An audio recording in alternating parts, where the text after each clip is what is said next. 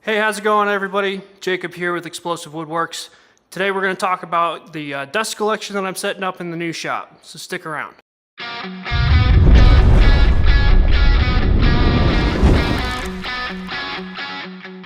So the first thing we're going to talk about is the dust collector that I chose for this shop, which is the V3000 by Oneida. Now, when I started this shop build, I knew that I wanted a 3 horsepower dust collector within a budget of $2,000. Now, with all the research that I could possibly do, it basically came down to the Jet and the Oneida systems. The thing that pushed me towards the Oneida versus the Jet is just the better Cyclone system on it.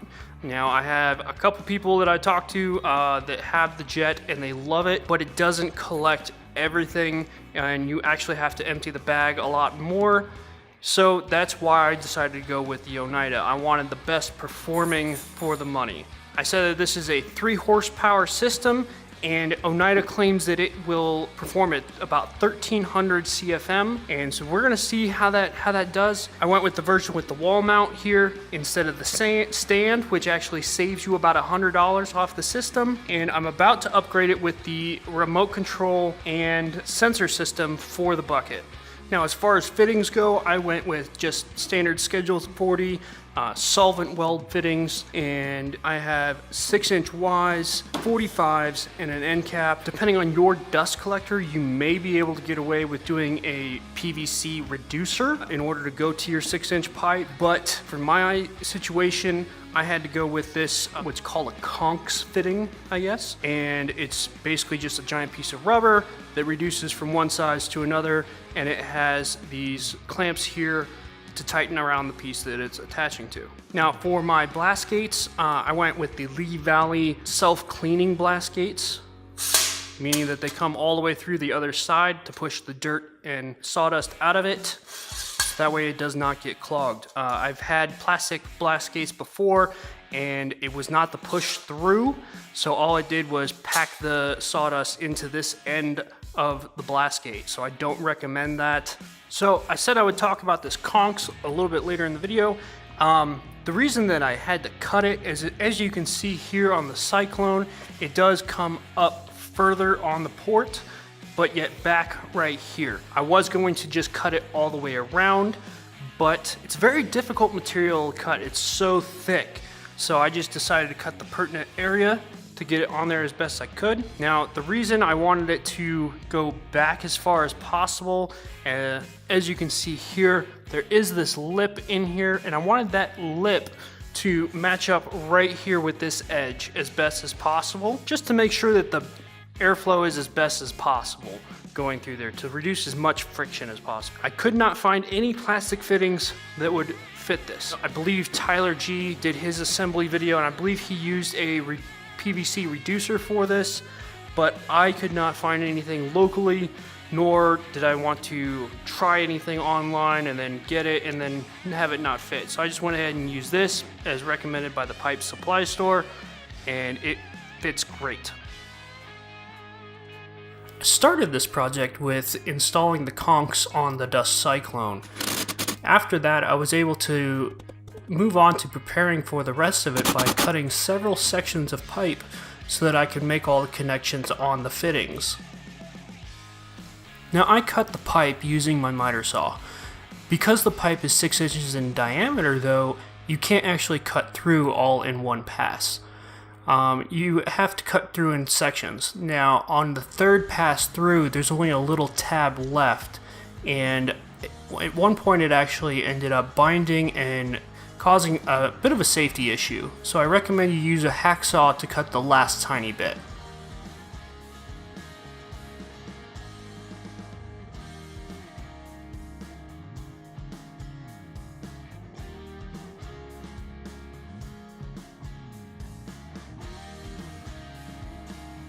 Then I moved on to pre-assembly of some of my major components.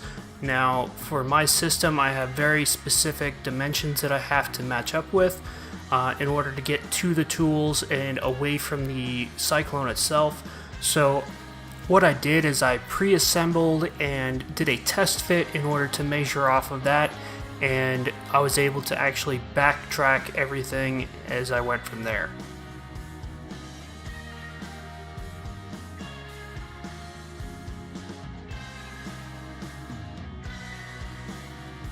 Alright, so everybody can choose their own way to connect their pipe. These are solvent fittings, so you can actually use PVC solvent and connect them, but I find that the junction is actually pretty damn tight as far as just friction fit on there.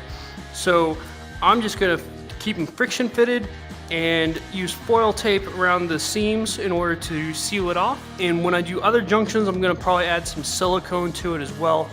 I think that's gonna make it a lot easier if I change my mind down the line and I need to reorganize how my piping goes down the line.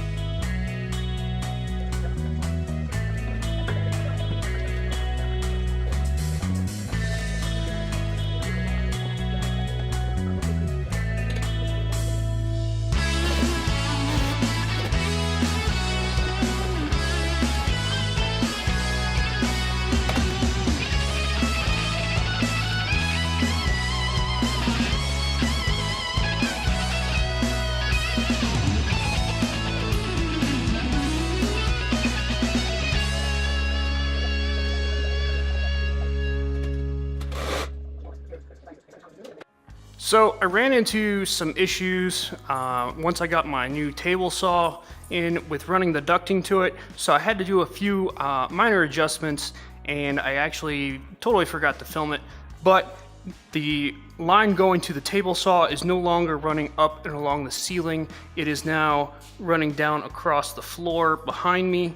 But so far everything is working great, and hopefully it stays that way. I'm going to show you real quick how I hooked up to the table saw, and then that should conclude this video for now.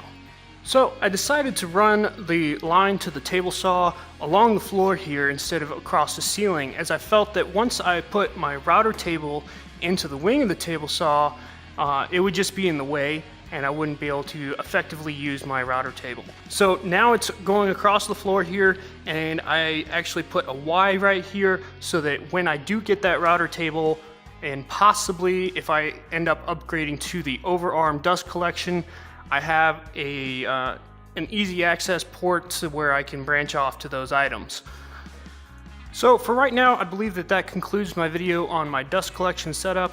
Once I get my miter saw station up and running, I will probably come back and revisit this, give you guys an update on how things are going with it, as well as adding on the port for the miter saw at the station.